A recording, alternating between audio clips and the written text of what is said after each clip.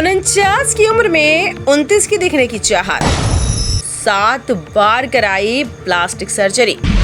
आखिर कैसे पकड़ी गई सेक्स रैकेट सरगना लोला, आइए आपको बताते हैं। देह व्यापार का इंटरनेशनल सिंडिकेट चलाने वाली उज्बेकिस्तानी महिला लोला कायूमोवा को लखनऊ पुलिस ने मंगलवार देर रात गिरफ्तार किया। वह 1 साल से फरार चल रही थी।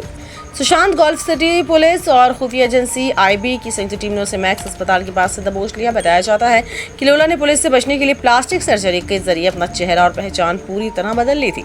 इस पूरे रैकेट का खुलासा 2025 में जून महीने में हुआ। सुशांत गोल्फ सिटी पुलिस ने ओमेक्स अपार्टमेंट स्थित एक फ्लैट में छापेमारी करते हुए वहां अवैध रूप से रह रही नीलोफर और होलिडा नाम की 2 उज्बेकिस्तानी युवतियों को गिरफ्तार किया। दोनों ने पुलिस को बताया कि लोला कायूमोवा ही इन विदेशी युवतियों को लखनऊ लाती थी और अवैध रूप से ठहरा कर सेक्स रैकेट चलाती थी।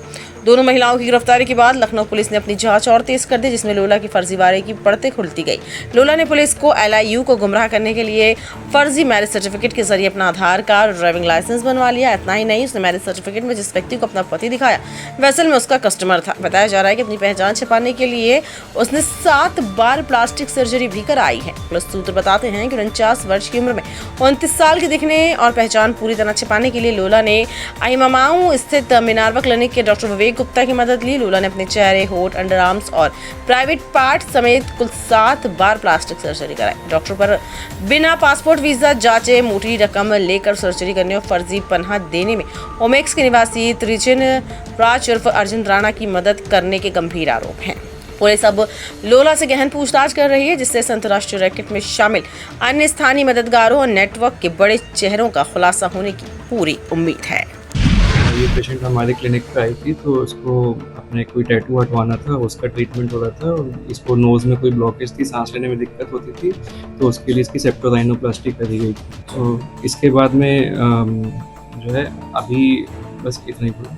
और ये भी आरोप लगा था कि आपने पूरे चेहरे की सर्जरी कर दी है, चेहरा बदल दिया है, उसका क्या कहना है? नहीं, वो सब आरोप जो है वो बिल्कुल बेबुनियाद है। ऐसा कुछ होता नहीं है कि चेहरा बदल सके। कोई भी प्लास्टिक सर्जन जो है ये काम कर नहीं सकता, ये इम्पॉसिबल है कि आप जो है उसके फेशियल फीचर्स होते हैं उनको बदल दें, ये पॉसिबल नहीं है। आरोप ये भी लगा कि प्राइवेट पार्ट्स का भी ऑपरेशन हुआ है, जिसके लिए उसके मल्टीपल विजिट्स आपके यहाँ पे क्लिनिक पे हुए। नहीं, एक्चुअली उसका लेजर टैटू रिमूवल हुआ था जो उसका फेस पे आईब्रो के पास में था, और उसी के लिए मल्टीपल विजिट्स होते थे। उसका पूरा जो ऑफिशियल रिकॉर्ड है वो मैंने उनको पुलिस को दे रखा है, और उसके अलावा उसकी सिर्फ सेप्टोराइनोप्लास्टी हुई थी। कानून से संबंध में क्या कैसे हुआ था? नहीं, बेसिकली क्या है कि किसी भी फॉरेन नेशनल का ट्रीटमेंट कैसे करना है इसके बारे में नियम जो है वो बहुत पहले से भी स्पष्ट नहीं थे कि अगर कोई विदेशी नागरिक आता है और उसका ट्रीटमेंट करना है तो हमें इसके बेसिस पे क्या करना है। जो ये पेशेंट आई थी उसकी इंडियन पर्सन से मैरिज थी, उसके पास सारे डॉक्यूमेंट्स थे, आधार कार्ड, ड्राइविंग लाइसेंस वगैरह सब जो है वो इंडियन थे।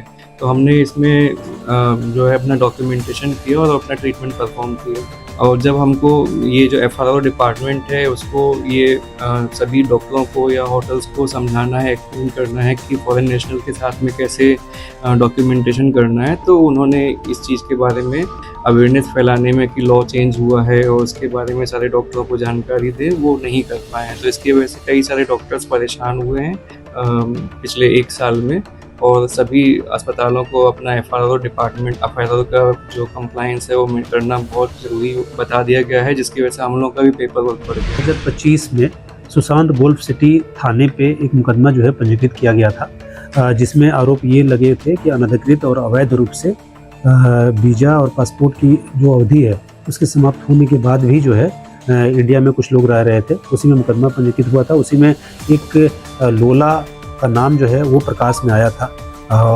उनको जो है कल अरेस्ट किया गया है, और उनके पास से जो हम लोगों की शुरुआती इन्वेस्टिगेशन है उसमें ये पता चला है कि इनकी जो वीज़ा की अवधि थी वो समाप्त हो गई थी, और उसके बाद भी ये इलीगल तरीके से अलग अलग राज्यों में और अलग अलग ज़िलों में जो है ये रह रही थी। इसके अलावे यह भी पता चला है कि इनके पास से आधार कार्ड, पैन कार्ड और DL जो है जो भारतीय है वो भी इनके द्वारा निर्माण जो है वो कराया गया है।